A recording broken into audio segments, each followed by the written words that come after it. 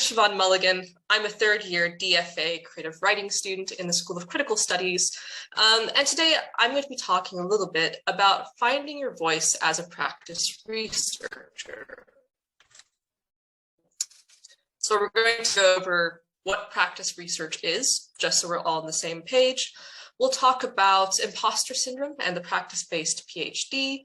We'll go over a couple of strategies of combining artistic and academic identities, and then end with a few exercises for embracing your artistic practice.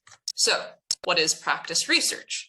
There are a lot of different definitions, usually involving some variety of academic jargon, but at its core, practice-based research or practice research is a research methodology in the arts, which is exploratory and embedded in creative practice. Or the simplest definition that I've heard is it's using an artistic practice to learn about something else.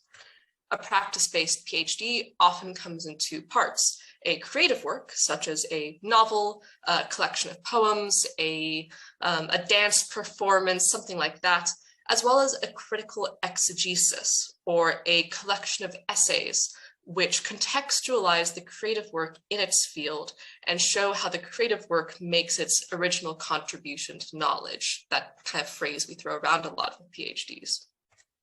For example, my PhD research is using the practice of writing an urban fantasy novel as part of my research into questioning the legacies of slavery and colonialism in the Southern United States. But when I began my DFA in 2019, I struggled to understand what practice research meant when applied to my own identity as a grad student and how it kind of affected my everyday life. In my head, my identity as an artist or my artistic practice was playful, spontaneous, and creative, whereas academic research was rigid and structured and thoroughly planned. And so I quickly ran to this question of how do I balance these two identities that seem to be in direct competition with each other? You know, I began with a clear idea of the creative project, the novel that I wanted to write, but I was less certain of what made it a valuable research project and what the critical angle was I would take my creative work. Many people have talked about imposter syndrome, and this was something that I really struggled with when I started out. That feeling of, okay, I know that I got into grad school, my application was accepted, but am I really a real researcher? I'm just writing a fun book. I'm writing a fantasy novel. It doesn't seem that important when I put it like that. And so I was really worried that my work would be either too academic, and it would be a really boring novel, but a defensible thesis, or it would be too artistic, and it would be an enjoyable and exciting novel to read, but ultimately unimportant. It wouldn't make that significant contribution to knowledge. And my self-doubt only increased when I was discussing my research with students from other disciplines in situations like research or development workshops. You know, I'd hear someone say, I'm doing a discourse stylistics analysis of German political pamphlets in the 20th century. And I go, oh, that sounds really cool. I'm writing a fantasy book. Doesn't seem like that big of a deal in comparison. But I knew why my research was important, and I could explain why it was important when I talked about it to my writer friends or to my family, but I became really anxious when discussing it in an academic setting. And so I quickly realized I needed to find a way to contextualize my artistic work for an academic audience in order to communicate my research with more confidence. So how do you do that? Okay, first step I thought was, well, if I don't feel like a real researcher, obviously the solution is to make my artistic practice more academic. So what does being a real researcher mean? I thought, all right, let me go to every researcher development workshop that I can sign up for that's vaguely relevant to my thesis. I spent a lot of time reading academic journals and literary essays. I studied literature in undergrad, and so that was sort of the research process that I was used to. That was what real academic research was about, right? But then I got into one of my first supervisor meetings, And I told my supervisor about all the articles that I was reading and the workshops I was going to and the critical theory I was learning about. And she went, "That's great, Siobhan, but you are here to do a creative PhD. Leave Shakespeare to the Shakespeare people and make sure you're taking the time to actually write your novel." I went, "Okay, fair enough." And I made the time to work on my book more. I got more involved in my creative practice, but I still had that critical exegesis looming over me that I knew I would need to write eventually. So I thought, okay, let me see what other people have done. But I quickly ran into an additional challenge when I tried to find other practice-based PhD theses. Because it's a relatively new methodology, especially for fantasy fiction, there weren't a lot of available PhD theses in my field. And those that I did find tended to fall into the same trap that a lot of academic writing falls into, where it takes a really, really interesting subject, but communicates it in a way that's really dry and dull and sort of sucks the life out of it. And the more that I read this, the more disillusioned I became and burnt out. I sort of lost my motivation because I thought, well, if it's this boring to read, quite frankly, it's going to be really boring to write. How am I supposed to enjoy this significant chunk of my thesis I need to work on? How do you feel excited about not just the creative process, but about analyzing it? What had to change?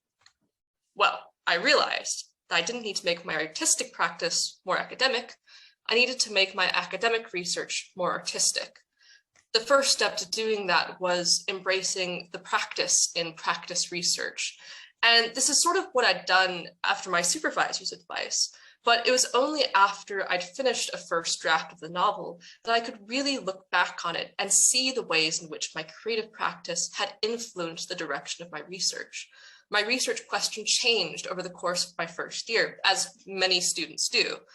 But when I pinpointed what caused that change for me, it was due to a question that came up while I was thinking about the setting of the novel, which is set in a city in the South. And that sort of raised these research questions I needed to address to complete the creative work. I also found it really useful to brainstorm with peer mentors and supervisors. I sort of hit this period of burnout just after my last supervisor meeting of the year.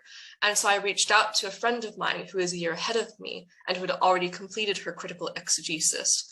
And I said to her, "I don't really know what I'm doing. Please help. Tell me how you did it." And so we sat down on a Zoom call for about 2 hours, and she shared her screen. She showed me the different drafts of her critical exegesis, and I could see that it was interesting and exciting and engaging, as well as being academically rigorous. And she talked me through how she'd written it, and then she said, "Okay, tell me what you're thinking. What do you think is important or interesting about your project? And what are you thinking of writing about for your exegesis?" And so I rambled on at her for about half an hour, and she took notes and then read her notes back to me. And it was really reassuring to see that actually I did have substance to my argument. There is something important here.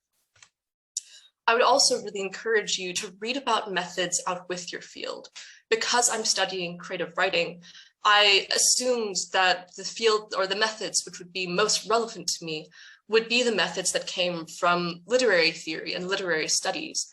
But the ones I've actually found most beneficial as I go through my PhD are from when I sat down with a handbook of qualitative research methods and just started skimming through it to read about methods from anthropology and ethnography. But finally, I think it's really important to define, what does academic rigor mean in your field? Is it defined by a specific critical vocabulary and long sentences and sounding really smart? Or is academic rigor defined by having an argument which is compelling, which is supported by evidence, which engages with other work in its field, and which responds to potential criticisms or alternative points of view, because none of those things are limited to one specific method of communication. There are lots of ways of communicating with academic rigor. So I'd like to end with a couple of suggestions for ways that you might embrace your own artistic practice with your PhD research. And if you're not a practice researcher, maybe there's something you can take away from it still. I would really encourage you to keep a journal of your artistic practice or your research process. This doesn't have to be a really formal document. It can be just jotting down notes of, what are you trying with your project? What method did you try today? Did it work? How well? How's the writing going? What are you thinking as you're making specific choices during the research process? What are you reading? And that will just provide a really useful document for you to look back on later on in the PhD process so that you can then reflect on it and see kind of how far you've come. After you finish an early draft of your thesis, could be a first draft of a novel or a workshop of a dance performance, something like that, sit down and explain your project and what makes it interesting so far. You could enlist a friend to sit and listen to you and take notes, or you could sit down with a notebook and a pen and write it as you would an email, explaining what's interesting about this project, but just making sure to get away from, the feeling that you need to be communicating it in a specific academic format. And I would also encourage you to find different ways of asking the questions that intimidate you. So for me, one of the questions that I found really intimidating when I began was, why is your research important? But if you rephrase it as, what makes this project or this genre or this method interesting to you, then that doesn't seem as intimidating. And it often can have the same answer. Or help you find the answers to the more intimidating question. And to sum up, academic rigor and creativity really go hand in hand. Academic rigor can encourage you to find new challenges and new problems that you can solve with your creative work, whereas bringing your creativity to your research can give you new perspectives on your research direction, and also help keep you motivated throughout what can be a really long and tiring process. So that's all for today. I've got a reference up there for a pretty good article defining practice-based research if you want more information on that. And then that's my email and my Twitter there. I'll also put those in the chat, but if you have any questions or if you'd like to get in touch to discuss anything, please don't hesitate to reach out. I'm really happy to talk. Thank you very much for listening.